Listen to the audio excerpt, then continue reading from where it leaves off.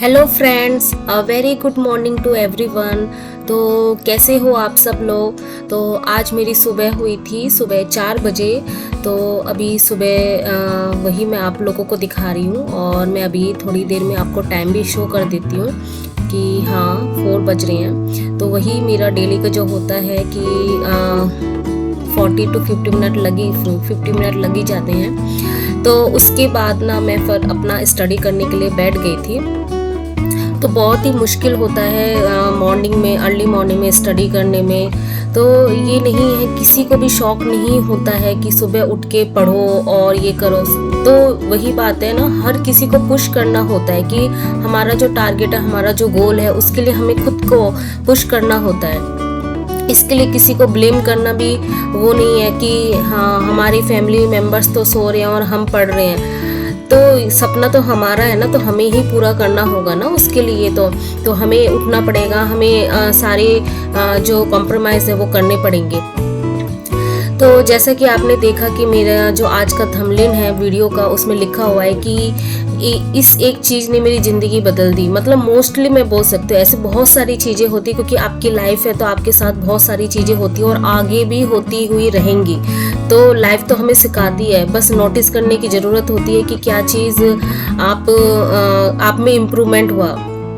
तो मेरा जो सबसे ज़्यादा इफ़ेक्ट हुआ ना, वो इस बात का हुआ कि मैंने दूसरों से ना एक्सपेक्टेशन करना बंद कर दिया। पहले मैं बहुत ज़्यादा एक्सपेक्टेशन करती थी, बहुत ज़्यादा उम्मीद लगाती थी कि कोई मेरे लिए ये क्यों नहीं करता, वो क्यों नहीं करता है। मैं हमेशा नेगेटिव वे में रहती थी कि ये मेरे बारे में ऐसे नहीं सोचते, वैसे नहीं सोचते, मेरे लिए ये नहीं कर सकते, वो नहीं कर सकते। तो दूसरों को ना ब्लेम मैं बहुत ज़्यादा करती थी कि मेरे को कोई अपॉर्चुनिटी नहीं मिली।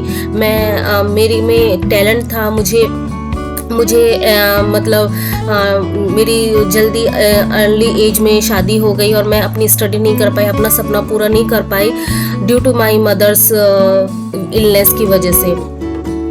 तो हमेशा मैं ना भाग्य को कोसती थी, क्योंकि आप पेरेंट्स को कैसे कोस सकते हो, उनकी तो खुद की तबीयत खराब थी और मैं ऐसी फैमिली बैकग्राउंड से बिलोंग करती थी ना, जहाँ पे कोई ऐसी इशू नहीं थी कि मुझे जल्दी शादी करनी पड़े, जल्दी अर्ली मैरिज की कोई ऐसी इशू नहीं थी। को ना पैसे की, ना कुछ की।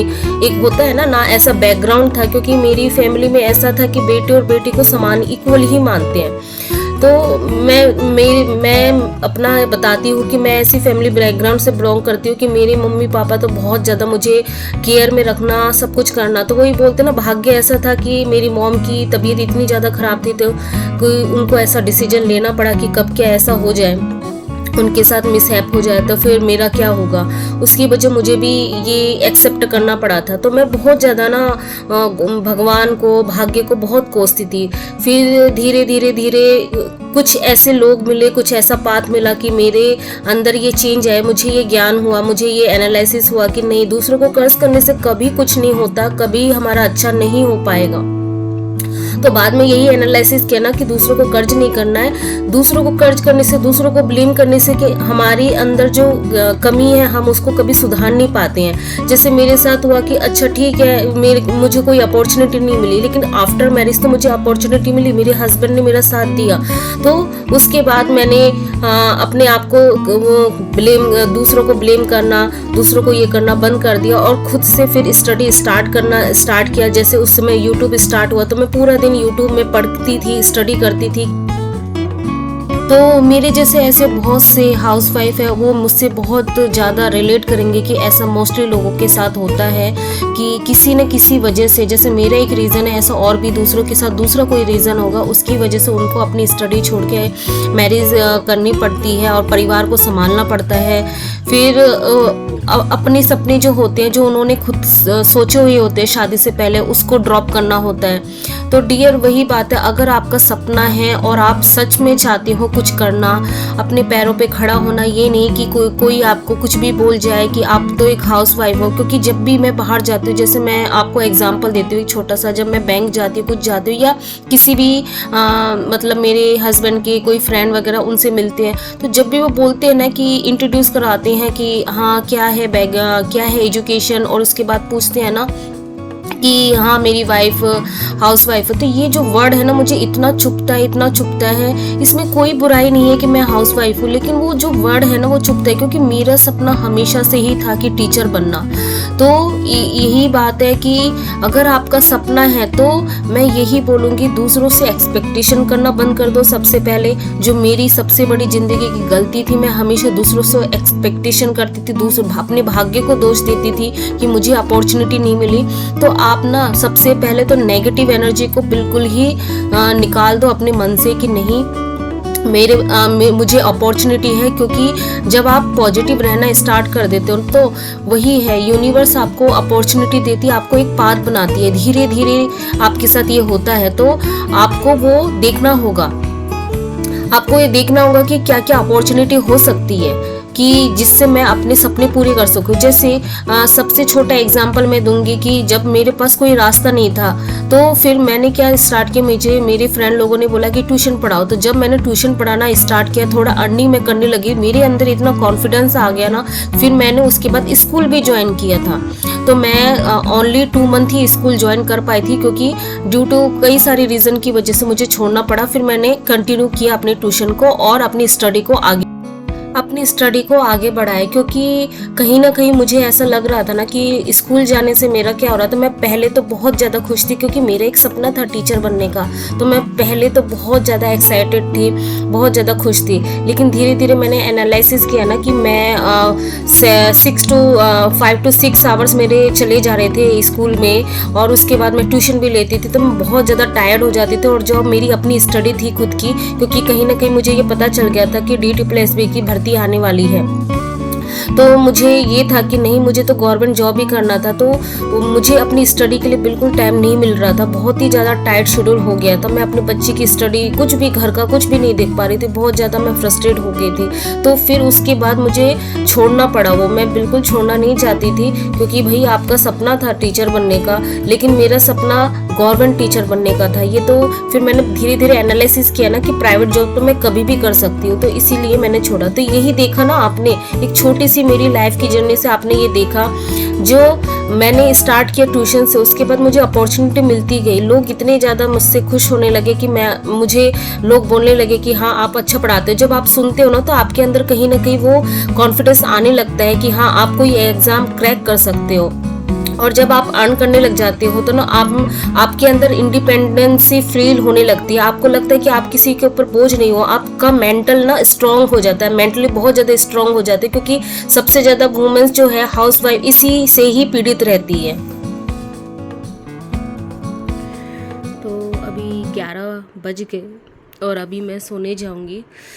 तो आज मेरा क्या क्या कंप्लीट हुआ है मैं दिखा देती हूँ।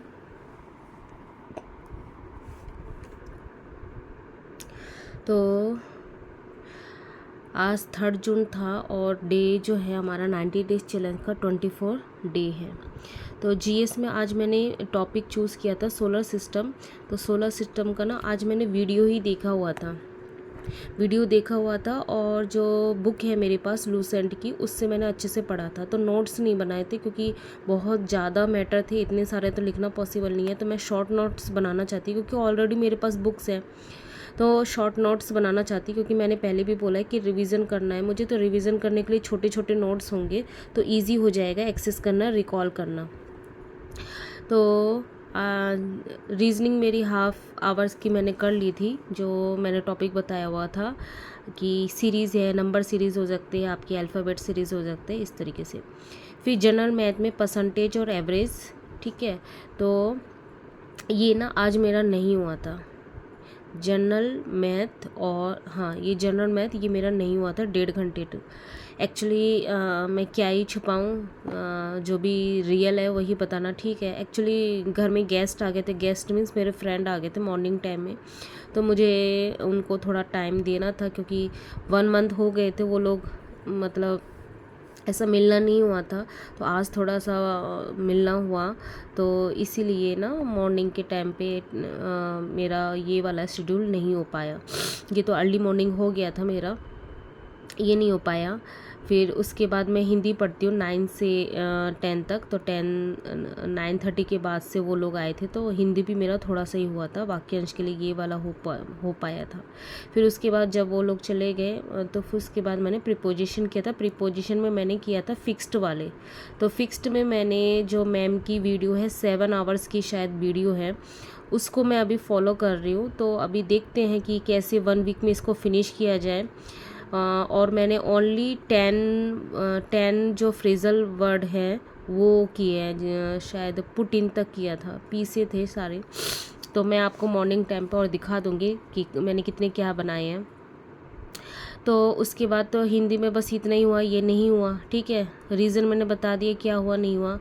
फिर उसके बाद आज ना हमारी दोनों ही लाइव क्लास हुई थी, यूजी मतलब ग्रेजुएशन की और जो 11-12 की, मतलब ये भी, हाँ सॉरी, ये दोनों आज लाइव क्लास होती है। 2 to 4 आवर्स की हो गई थी, और मैम ने 2 आवर्स 15 मिनट की, मतलब वो 3 आवर्स की ले रही थी क्लास, नहीं फिर 2:30 से हमारी इनकी क्लास थी, सर की क्लास, तो फिर उन्होंने ब्रेक दिया, तो 3 बजे से फिर ये वाली क्लास थी। तो फिर उसके बीच में मैंने 20 to 25 मिनट का मैंने ब्रेक ले लिया था, मैं थोड़ा नैप ले लिया था मैंने, जिससे थोड़ा फ्रेश भी हो गई, तो सर की क्लास में अच्छे से ले पाई। उसके बाद फिर मैंने लिमिट और डेरिवेटिव के ये क्वेश्चन मैंने लगाए हुए थे, और इवनिंग के टाइम पे थोड़ा सा मैंने फंक्शन का किया हुआ था। तो आज इतना ही हो पाया। तो मैं आपको टाइम भी शो कर देती हूँ आज, हाँ टाइम मैं शो कर देती हूँ। तो आज ना इतने घंटे की स्टडी हुई है मेरी मॉर्निंग से अब तक। एक्चुअली बीच में मैंने बताया था मेरे फ्रेंड लोग आ गए थे, तो थोड़ा सा वो स्टडी नहीं हो पाई। तो 10:30 रहता है, तो 1 आवर आप मिसिंग कर दोगे, 1.5 आवर्स, तो इस तरीके से 8 आवर्स 40 मिनट या 9 आवर्स की स्टडी आप बोल सकते हो। तो ये मेरी स्टडी आज, मेरा मोबाइल सही से काम कर रहा था, मैंने सोचा देखती हूँ कि टाइमर काम करता है नहीं करता, तो काम कर रहा था। मे भी हो सकता है, क्या ही रीज़न था इसका कुछ नहीं पता। वैसे भी मैं जब टाइमर नहीं लगाती ना, तो मुझे लगता है बहुत स्लो में चलती रहती हूँ, मतलब क्या, तो फिर मुझे ना अच्छा भी नहीं लग रहा था। नहीं तो मैंने सोचा था कि मैं बाई कर लूँगी कोई भी स्टॉप वॉच समथिंग। तो फिर उसके बाद मैंने सोचा लास्ट बार ख़रीदने से पहले एक और बार ट्राई करते हैं। तो यही था आज का शेड्यूल। तो मिलते हैं नेक्स्ट ब्लॉग में, तब तक के लिए गुड नाइट, बाय।